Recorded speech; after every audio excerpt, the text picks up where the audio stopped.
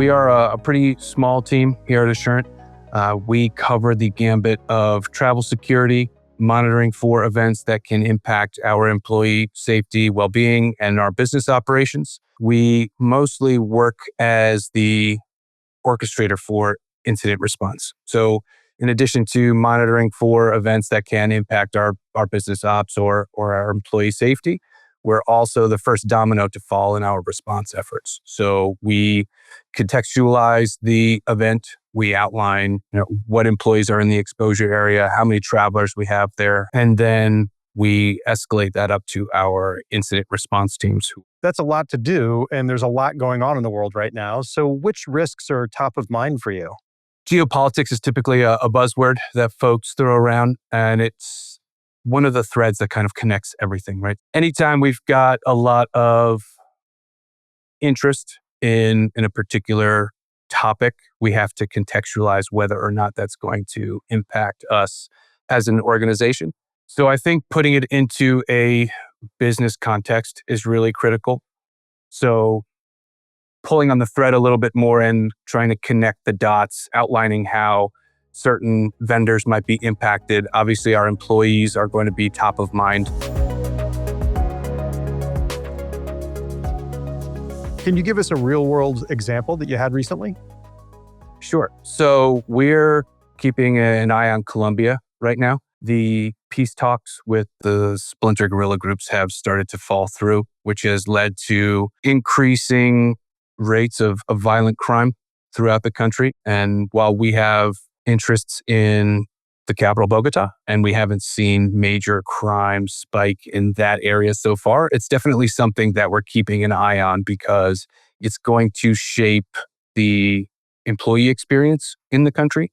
So it will probably be on their news and it'll be part of that 24/7 news cycle, making sure that we have a understanding of major problems that are going on in the countries where we have significant interests or employee populations will be important because, again, the contextualization of those events for us as an enterprise is one thing, but for the locals on the ground, it's going to be another, or it could be another. It could be the same, but it's often different because safety is always relative, right? I like to use Mexico City as an example. They've got really well-attended protests. And you take somebody from Wichita, Kansas, and they're on a business trip in Mexico City and they see a 15,000 person demonstration. They're going to have their, spidey senses tingling and they're going to feel a little bit uneasy. But if you ask someone from Mexico City in that neighborhood, like, hey, what's going on? They're like, it's just Tuesday. So figuring out what that context looks like from a local perspective, and then understanding how that fits within the enterprise outlook and different risk levels. And then you start to find a happy medium. I like that example you gave of Mexico City and someone from Wichita, Kansas, who's never been there visiting.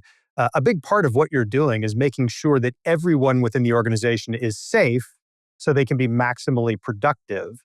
And if someone goes somewhere and they don't know what to expect, they don't have that muscle memory you talked about before, they don't feel safe, so they can't be productive. So getting ahead of these things can actually be really good for an organization.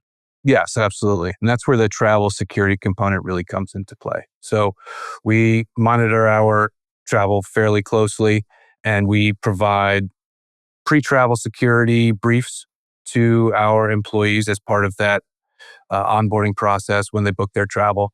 And so while these reports come across, we have a lower threshold for employee assistance for travelers than we do for the local population. So with that protest example, we're pretty quick to push out notifications of various known unrest points or planned protests to our travelers for that exact reason. And then also we have the ability to provide support for them both physically, medically, and then mentally if they are experiencing duress while traveling.